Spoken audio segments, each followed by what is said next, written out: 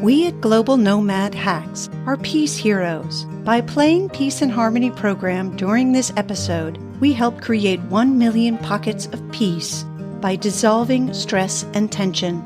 To be your own peace hero and get your own copy, go to peaceandharmonydownload.com. Welcome back to Global Nomad Hacks.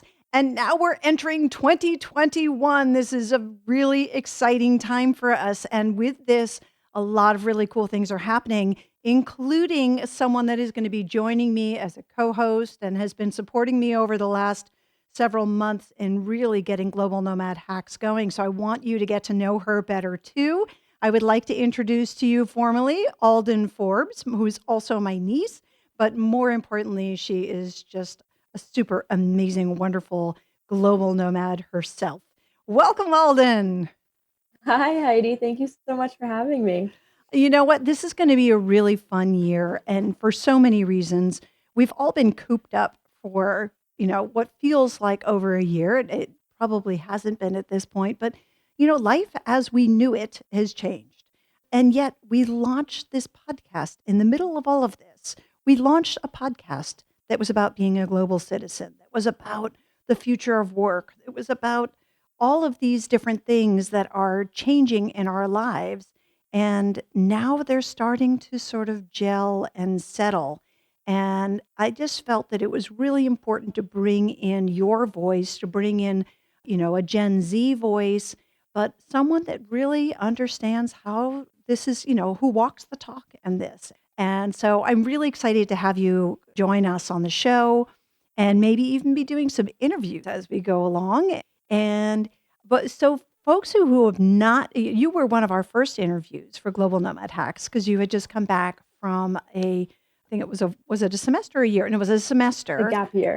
a full gap year of doing incredible things all over the world. And, that was great in the context of what we were talking about on Global Nomad Hacks. There's, so many different things, both generationally and because of last year in 2020, what happened is we saw that a lot of even people from my generation are saying, hey, I want to take a gap year. What does that mean? Like, you don't necessarily have to be a student to take a gap year.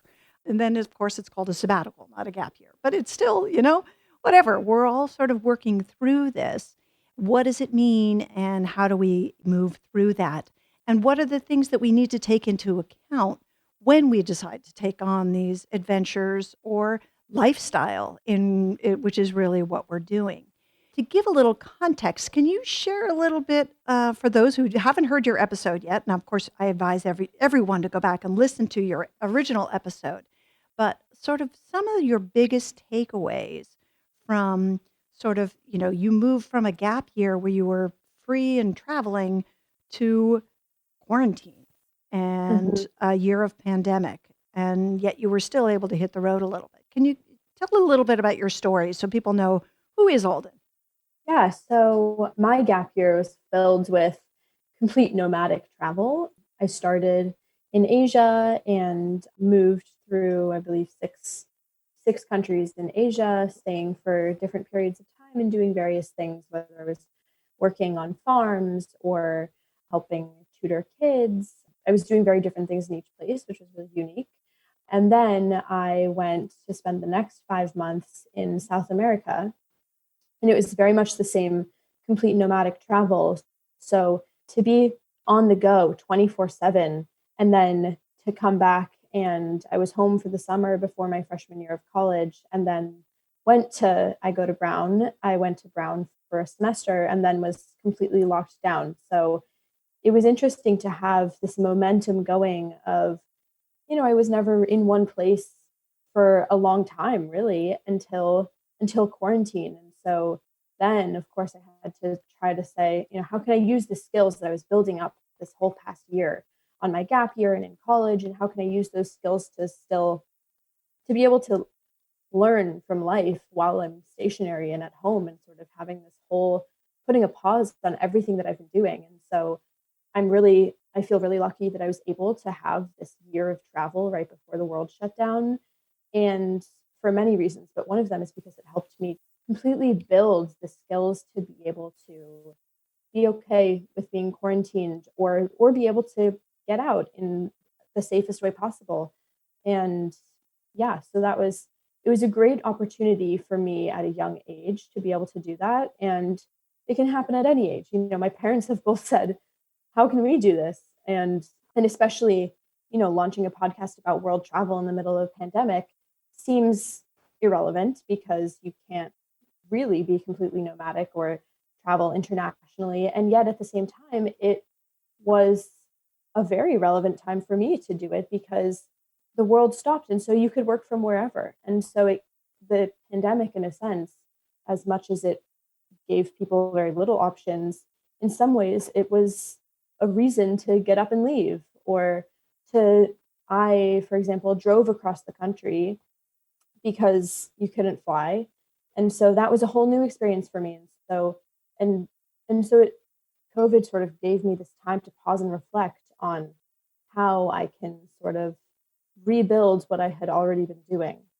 I love that, and I think, one thing that's really important for all of us to remember is and, a lot of those who've been following our Global Nomad, road trip across the country will also recognize that one of the things that a lot of us global nomads have in common is that we love to experience new cultures, we love to experience things and get new perspectives, and some of it is also just experiencing where we're from with a traveler's mindset, Mm-hmm. with the nomad mindset to be able to say, like, wow, there's so many things to offer within the space that we're already from.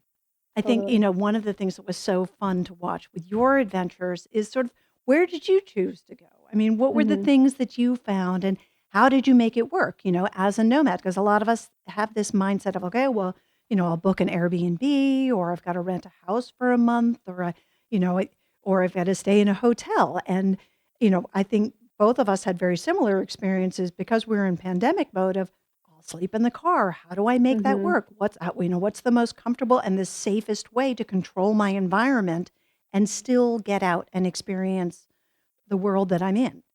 What were some of your favorite things that you saw in the US? Because I think that's something we all always forget about too is, the US is huge and there's so many Mm-hmm. different things to see and cultures to see and places to go. What were some of your favorites? Well, I spent a lot of time in Joshua Tree National Park.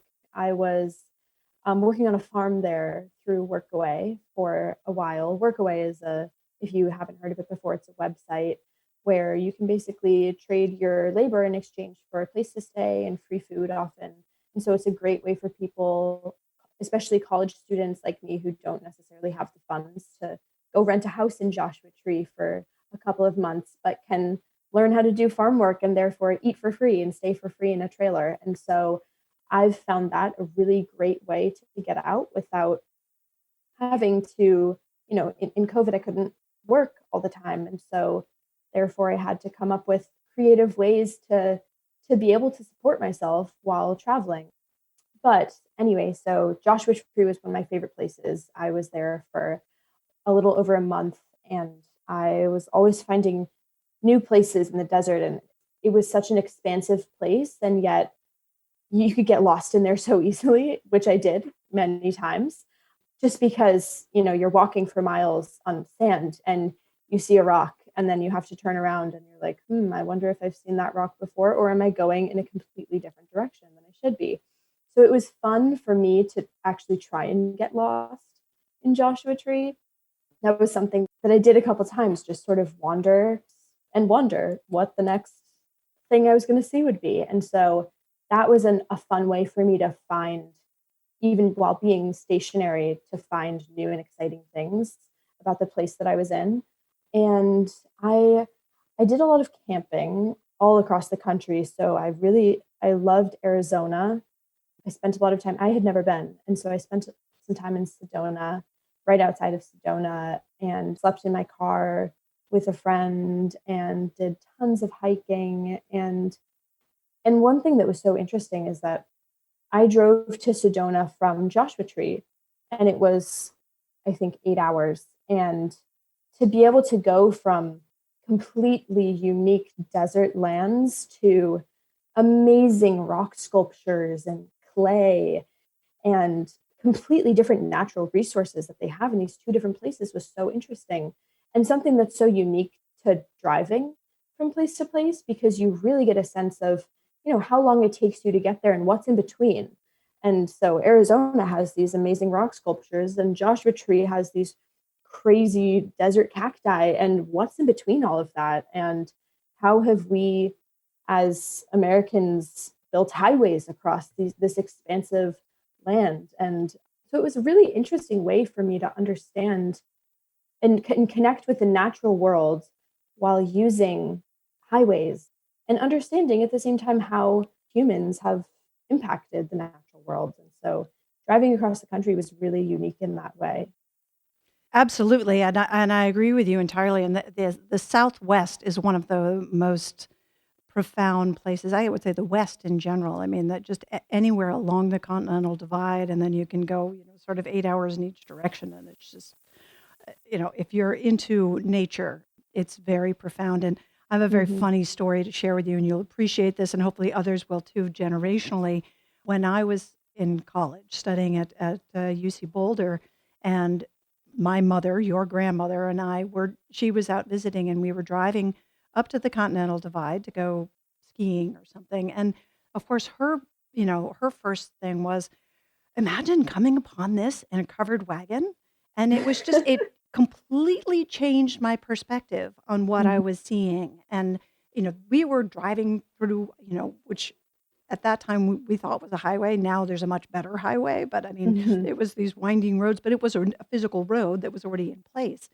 And just getting that perspective of time and what it takes to move people, and sort of the movement and evolution of migration, and where people go, and what it takes to make that happen, and how it impacts the landscape, and all of that is really fascinating. And I think we're seeing a lot of that now, driven by natural resources like challenges around water and all of Mhm. that. And I think that it's a really interesting time to be able to experience that ourselves, and to learn a little bit through both ancient history and through modern history. It's a great way to learn from our environment. And so I think Absolutely. there's, as global nomads, there's so much that we can learn about cultures, but also about the land. And I think that's something that we want to explore more through the stories of our guests, and through our own experiences. And I'm really excited to share some of that with you, and to also get some of learn from some of the guests that you find, that Mhm. will also, that you come across. And, as nomads, we meet such interesting people along our path. And I think that's part of the fun and the joy of this show.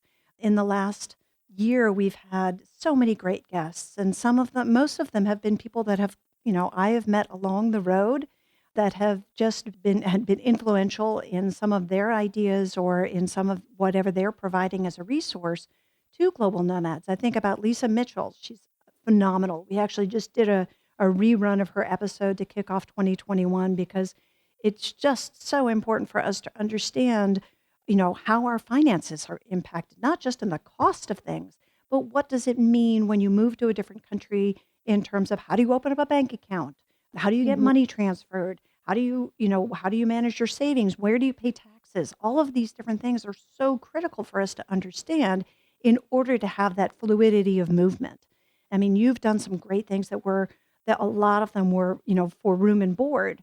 But what if you are making money in a different country? What does that mean? And how do you make that work? And how do you do it legally, so you don't get yourself in trouble as you're, Mhm. and whether you need permits to be able to work? All of these different things are so important for us to understand, both for ourselves and also for cross generationally. So, if a lot of our listeners are they're sort of that sandwich generation, where you have, your parents may be in one country, or they may be with you, or you may have moved to be with your parents, and then your kids may be studying in a different country, or they may be wanting to. And what does that mean? And how, or they may have two different passports.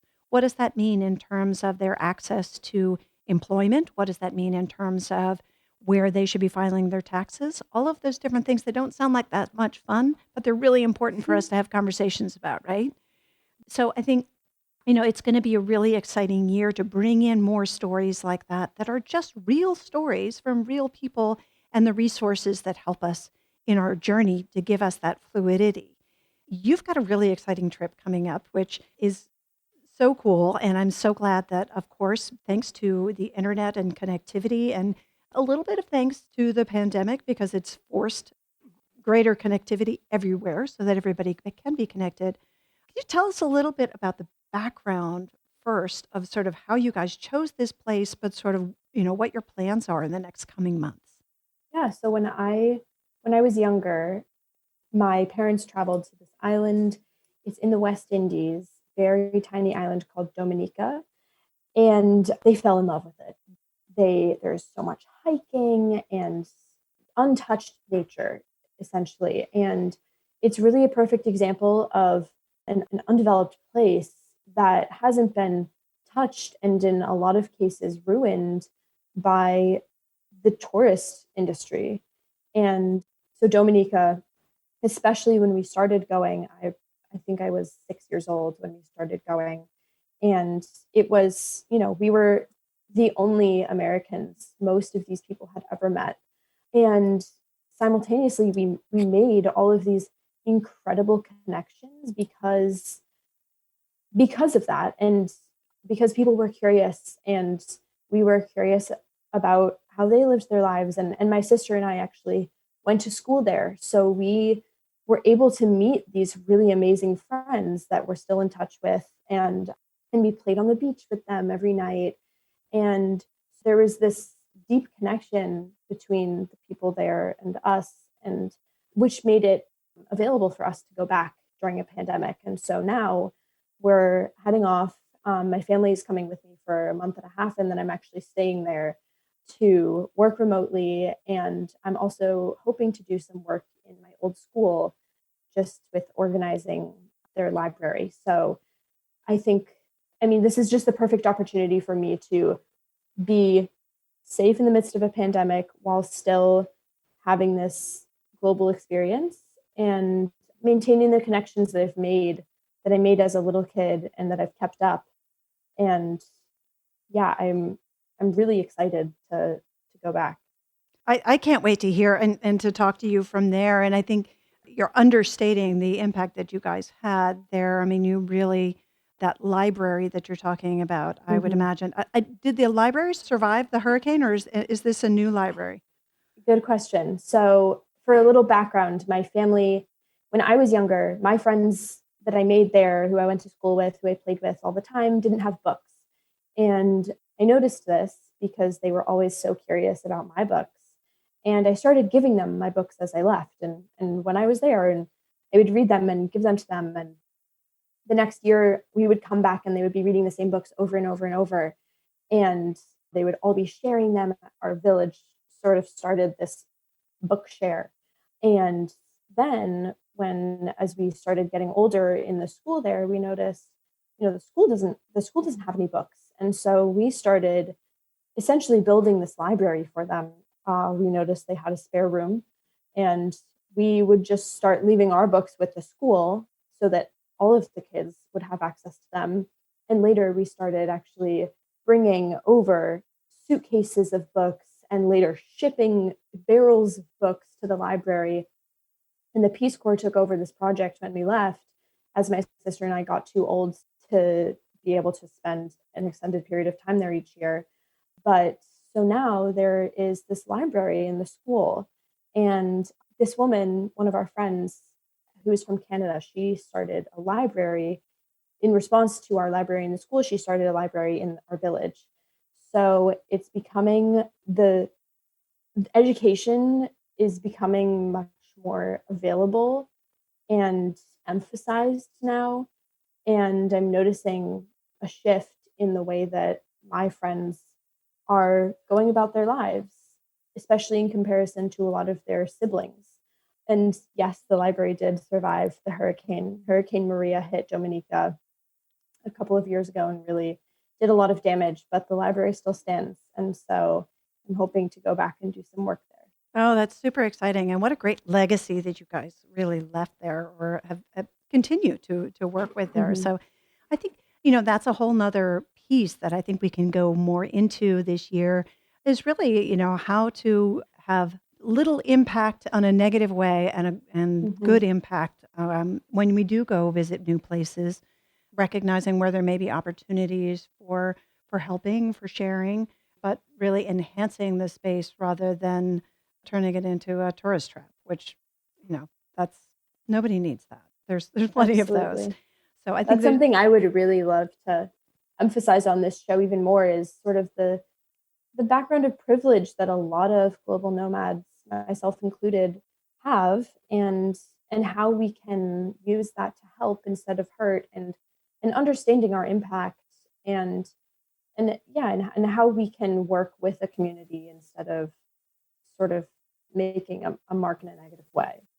absolutely. So I think, this year is going to be really exciting. And I know I've already got a few people in the queue. I'm not going to tell you who they are yet because I want to make sure that they're all confirmed and that there's going to be others as well. But we're going to be covering all kinds of different topics on Global Nomads. And as we know, 2021 is evolving. We're not quite sure when we're going to be able to have the fluidity of travel, but we do know that a lot of people are starting to put together some ideas and they're recognizing that the future of workplace is really changing. And so I think that's something that we're really going to emphasize this year is the future of workplace and what that means, whether you're a Hmm. digital nomad or whether you're a global nomad, whether you're an independent contractor or your company has said you don't have to show up and physically at work anymore. You can work from anywhere. What does that mean? And how do you make that work for you? And really living that and being authentic to it and also respecting the spaces that we do choose.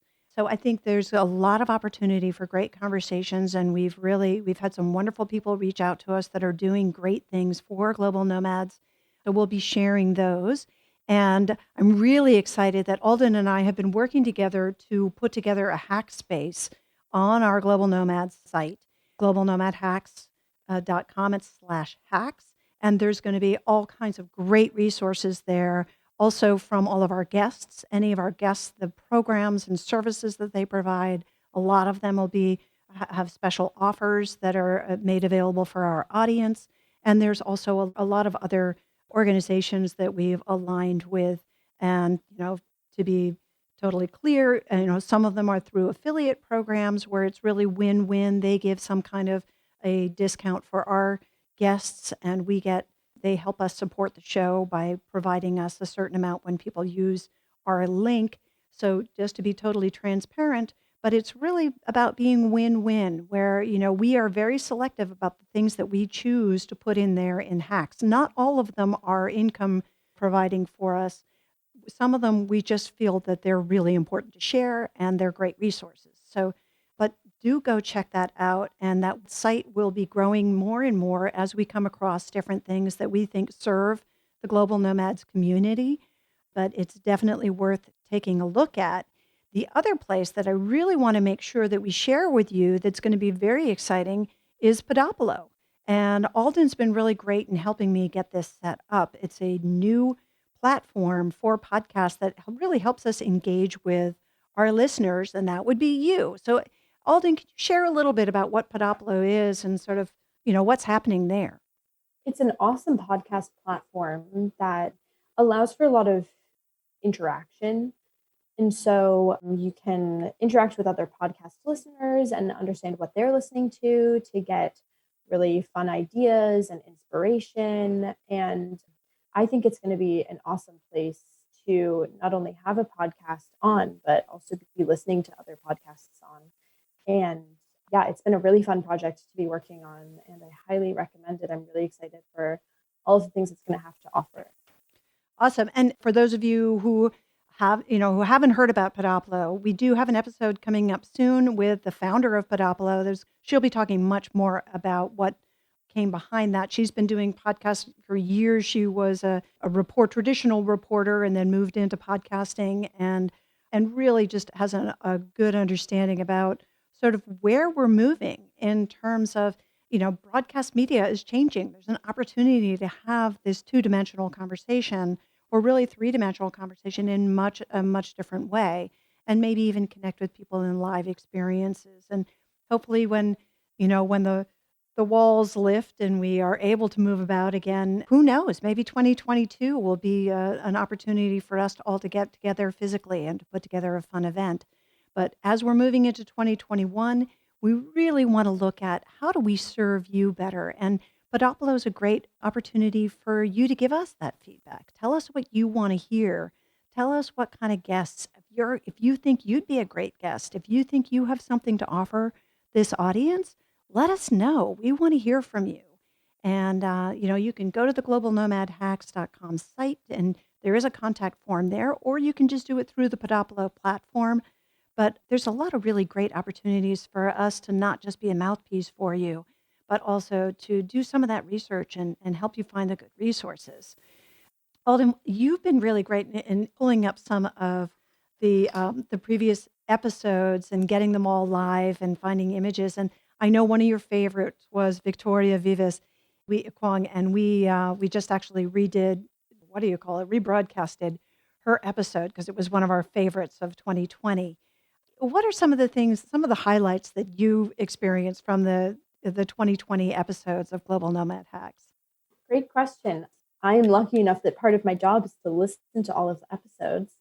And there were so many amazing stories. And what I love so much about this last season is that they were all accessible stories. And so I didn't listen to them feeling like this could never be me. I listened to it and was hearing about Mark Philcott, who was homeless by choice for a year and got rid of all of his possessions. And I thought, that's an amazing idea. And I would love to try that out. But let me listen and see what he learned from it. Or learning about sabbaticals. And we hosted a few different sabbatical specialists on the show this season. And I loved listening to people who are older than I am still have this drive to travel and to be nomadic and to gain all of these worldly experiences even after settling down and having a full-time job. And so it was amazing for me to think about the possibilities that are to come in a way that I got to listen to all these different stories from people with incredibly different backgrounds. And yeah. Absolutely. I always love people's stories, and that's usually what drives my selection of whether they're going to be a good guest. But I've always been, I'm really fascinated by the fact that a lot of the people that provide services for people in the global nomad space are global nomads themselves, and that what drove them to starting their businesses was really, this is missing. For example, like insured nomads. That came out of seeing so many people who, his wife was a nurse or a doctor, and, seeing all these people that were really, not prepared in terms of health insurance when they were traveling around. It's like, it's kind of a logical thing, but having been a nomad for years myself, I know it's really hard to find insurance that will cover you as, sort of a consistent nomad. You can get sort of traveler's insurance for 3 months or something like that. But to have like a real health coverage is a big issue. And just understanding what those challenges are, but also recognizing that because it's a growing population, there are more and more services that really support this community. And they're generally started by people from the community because they recognize the need. And they all have great stories that sort of led to that discovery and led to the founding of their company. So, like Live Lingua, that was also a great one. And just, he's living now, I believe he's in Mexico City now. And a lot of them are in these cross-cultural marriages. And what does that mean? And I remember, when I went over to study my first study abroad in Austria back in 89, 90. And when I left, my grandmother, your great-grandmother, said to me, "You're going to marry a European. We're never going to see you again." Well, I sort of laughed at her at the time, I was like turning 21. And lo and behold, 10 years later, I married a Swede. Go figure. But I think, the listening to people's stories and, for me, that's part of what, it was that one study abroad that really sort of triggered for me my passion for learning about other cultures by physically participating in them. And, it was sort of the beginning of the end for me. And that I, became a global nomad in that moment. and really discovered my desire for that, and also my passion for connecting people across cultures. And I think that's what really drives my need for doing this podcast, is really sharing what we all learn from the experience Mhm. and figuring out how to all do it right, and there is no right. That's really part of it too. There's so many different ways of being a global nomad. But I guess, as we were talking about earlier, it's about doing it with no negative impact, I guess is the easiest Mhm. way to describe it. You can leave a legacy, but have that legacy be a good one. Don't have that legacy be, destroying the space that you are in. And it's somewhat that old, you have that hiker's, mantra of leave no trace. And really, today we have the opportunity, if we do leave a trace, leave something that is helpful. And whether it's just an impression of kindness from your native culture, or whatever it is, doesn't necessarily have to be a monetary thing, but a lot of it is about respecting different cultures and even just being a general good person, good I think a global big part citizen. of that too is coming in. I've gotten into a lot of conversations with friends that I've traveled with about, how to responsibly travel. And I think there is, as Americans, we have this very internalized sense of we are coming in to be the saviors. And there's this big, a lot of kids go on service trips, and it's laid out as these privileged Americans are going to come in and save the world for these people. And that is something that I really appreciate about Global Nomad Hacks, is that there's no sense of that, and it's talked about. And I would love to have more of that in the upcoming season too, of talking and getting really into depth about how to not even leave no trace, but talk and interact with these people in a way that doesn't scream, I'm coming to help you, or for you, or let me take pictures of me with you so I can look like I'm saving your country. And I would love to have more focus on that in the upcoming season too. I think that's such an important part of being a global nomad, is really having a deep understanding of that. And I'm still learning, and we're all still learning about that. And but I think it's really, really important. Yeah, but one thing that I really appreciate, I was going to say earlier about this past season, is that everyone, you touched on this a little, Heidi, but that every interviewee had a purpose, or something that they were helping other people do. And so even if they were talking about parts of their traveling lives where they were just traveling around and that was that, they also talked about, how they took those skills and used them in 10 years later and helped out this group of people who needed them. Or and almost every interviewee sort of identified a need of a community, of a group of people, and worked on a way to fulfill that. And that was really inspiring to me as someone who would love to go into that field of work. Thank you. And I really, I try, like I said, I love people's stories, and to me, the story has to have a purpose. And so a lot of the selection that we made over the past year in terms of guests was really sort of, what purpose does it serve, and how does it serve Mm-hmm. our audience? And, for those global nomads out there, we're not just looking at sort of how to be a digital nomad, like how to, hop on a plane and go sit in Bali. And of course that's fun and it's great. But I think that, it's also recognizing, what is the impact on Bali? What is the impact on the community there? How can we do this and do it in a way that is really positive, but also, gives us a great experience? Because obviously that's, part of what we're trying to accomplish. But I guess part of it, and part of the reason that I really enjoy bringing you on, and the shared culture that we have, is that we were really raised to, when you go to a place, you try to leave it in a better state than it Mm-hmm. was when you arrived. And that's not about like, I'm going to fix things. It's more like, when you stay at someone's house, you clean up, and you don't clean up just to like, I'm gonna do my dishes and whatever, but it's, you leave it nicer than it was. And Mm-hmm. if it was already nice, then you leave a bottle of wine, or you leave some Mm-hmm. flowers, or whatever it is. But from a small scale, it's like that. But it's also when you're traveling, it's like, what do you do that can improve or can add value? And sometimes that's just a question of being kind and being a good person, Hmm. noticing when someone needs help or noticing when someone needs space and respecting that. It's about respecting other people and respecting other cultures. And so I And think there's simultaneously, while traveling, I think there's this aspect of shedding the sense of self importance. Mhm. That was one of the biggest lessons that I learned because so often we help people to feel better about ourselves. And so that doesn't feel right. And so, on top of sort of this goes hand in hand with the idea of being the white savior, it also it comes with learning how to not value yourself more than the people that you're supposed to be helping.